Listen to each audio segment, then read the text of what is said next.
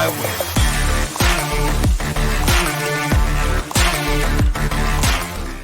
Hey there, y'all. This is Jack, and today I'm going to be discussing my top 14 picks for Record of Ragnarok and here you are. And this is my personal picks, just picks that I want. I'd love to see in a fight. If we had a new, not a new series, but like if I gotta pick my own for this story, and I figure, you know what, let's do it. And also, let's give myself a little challenge.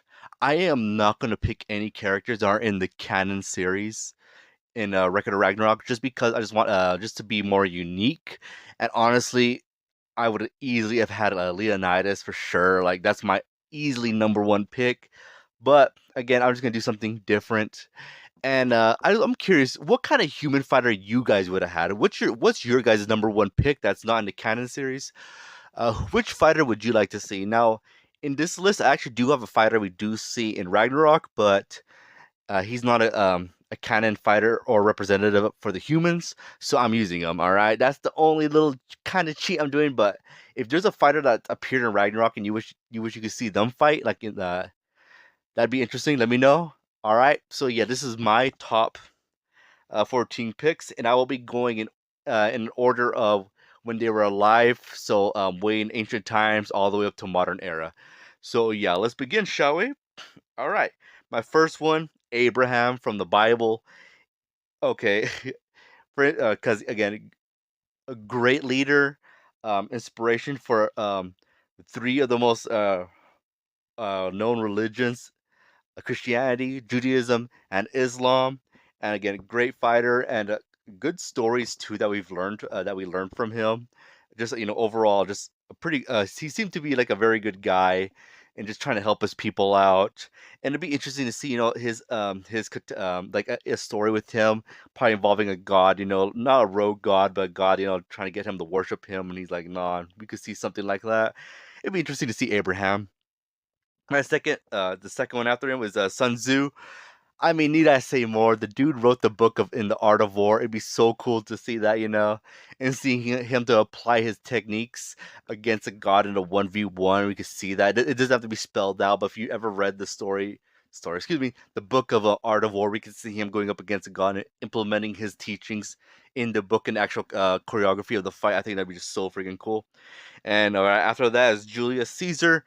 Okay, I remember. Oh, yeah, you guys remember watching TV back way back in the day? Watching TV, I remember watching the History Channel. Man, I'm dating myself, but I remember watching a History Channel about the Romans, where Julius Caesar was leading a campaign against a fortress, and he built a wall around the fortress so people wouldn't be able to escape.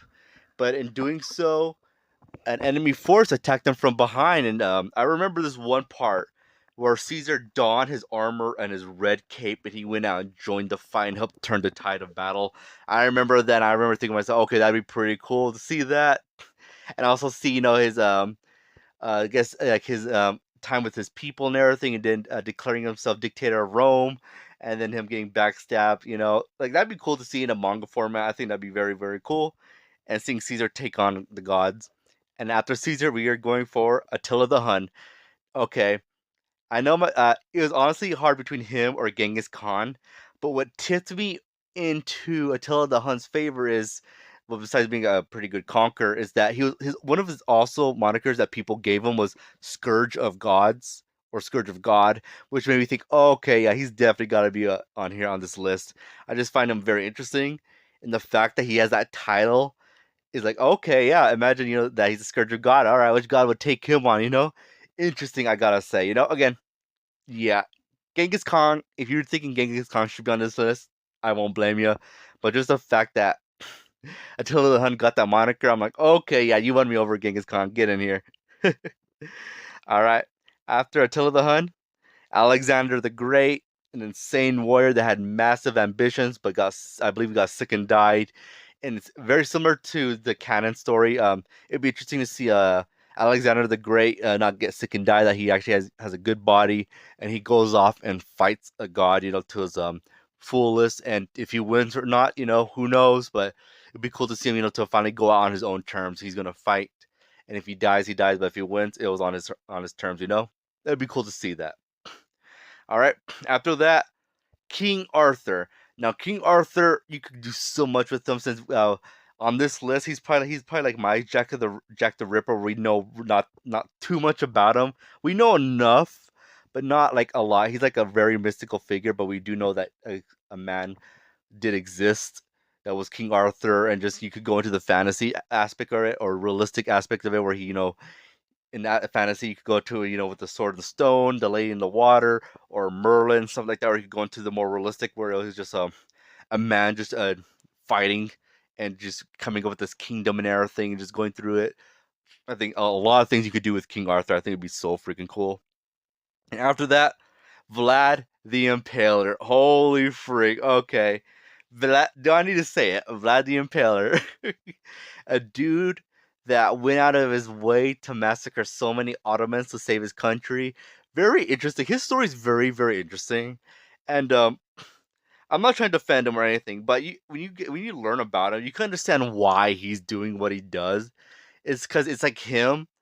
It's like his country is like stopping the Ottomans from going over, taking over more countries in Europe, and so Vlad essentially just had to do what he had to do to strike psychological fear into his enemies, and seeing him having to do that to do whatever it takes to win. Like he's like a guy that, yeah, no matter what, he's gonna butcher anyone just to get the slightest victory. And just seeing him fight again, it'd be so cool to see again. Vlad the Impaler definitely deserves to be on the list, I'd say. All right. Up next is Hernand Cortez. Okay. Imagine this, guys. Hernand Cortez, the man that went to South America and had a massive, massive population annihilated from sickness. Granted, it wasn't what it was by accident, but still, and I can imagine South America God, having a grudge against Cortez, like, yeah, Cortez, you killed my followers, and I'm here to get revenge on you. We could get that kind of that fight between a South American God and Cortez. The South American God, funny enough, trying to get revenge for what he did to his followers and everything. So I think that'd be pretty interesting. Cortez just fighting off the God, just to show, try to put the God in his place. Like, yeah, you're from a bygone era. Time to finish you off. Something like that would be very, very cool to see. All right, and of course, the one I told you guys about that appears in the canon story, but I'm putting him in here because he's so cool. Mamoto Musashi, the greatest swordsman in all of Japan history. Again, need I say more? He killed the real life version of Kojiro with an oar. So yeah, very, very crazy that he is able to manage to do that. And again, a very, very masterful swordsman. And again, seeing the greatest swordsman in the world just take on a god again would be so freaking cool. All right. After that, George Washington, the founding father of America, the first president in history, and the first president of America and the greatest country to ever exist. A bit biased, yeah, but I mean, come on. Yeah, having George Washington here just to fight it out, just of the free world, becoming the first president in North America and just challenging like an old god, with older ways. I think would be very interesting of George Washington's ideology versus God's ideology of old world versus new world. I think that'd just be so freaking cool and hype. That's just me though. All right, next after him, we all know it. We all know it. Adolf Hitler. My reasoning: why not? Why not have Adolf Hitler in this? Have him fight. He's well known, and just watching him fight God, I think it'd be pretty dang neat. Funny enough, not the most evil guy on my list is actually the guy right after him. Controversial, maybe, but I stand by. This guy's more evil than Adolf Hitler. Mao Zedong. Reason is, holy cow, did he have way, way more kills under his belt than Hitler. And Hitler had started a freaking not civil war, excuse me, a world war. So yeah, but having Mao Zedong fight and having him just massacring so many people just for his benefit, and just having like, it'd be interesting to have like a righteous god go up against him and just being disgusted in them, just throwing down with each other like a god, like how in the world can you do this to like so many people in Zedong, just being stuck to his ideals, being like, well, that's what I got to do, to make my country prosperous, and everything. Just very, very interesting. Like Mao Zedong is like the opposite of Shin Shi Hung, where Shin Shi Hung like admired his people and did everything to fight for him. Mao Zedong just no, like the people exist to serve me, and if they die, they die. So yeah, very very messed up. But I think yeah, I'd definitely have him on this list. And after him, another one from China, Bruce Lee. But Bruce Lee, holy freak! Again, I definitely say the greatest martial artist in the world. He's just amazing at martial arts, inventor of Jeet Kune Do and everything. And yes, I'm a fanboy of Bruce Lee. I love his movies, man. Holy cow, he's so freaking great. And again, it'd be cool to see him just go hand to hand with the god, just go at it. Again, so freaking cool. I can already see it. Now here's another one, my last pick, and it's because of recent developments in the history of our world. So freaking cool. Love him or hate him, you gotta admit what he did recently is freaking awesome. Donald J. Trump. All right, I know a lot of people are gonna be like, "Wait, what?" Yes, just after what happened recently, where he got shot and stood back up and shouted "fight, fight, fight" is just freaking. Oh man, you get goosebumps. All right, I know people are gonna be like, "Wait, what? For real?" But yes, I like to see, I guess, someone from modern era in our current era 2024, and after seeing what happened to him recently and him continuing and go on, what can I say but say, yeah, I can see him fighting for humanity and standing up to the gods and trying to beat them down to save mankind. I could definitely see that. All right. Again, if you like him or hate him, doesn't matter. But you gotta admit, he would certainly stand up for humanity. All right, that's my list. Let me know who you guys would want. Give me your number one pick of a human you would love to see fight the gods. That's my video. If you listen this far, I appreciate it. And yeah, hope you guys have a great day and take care. Later.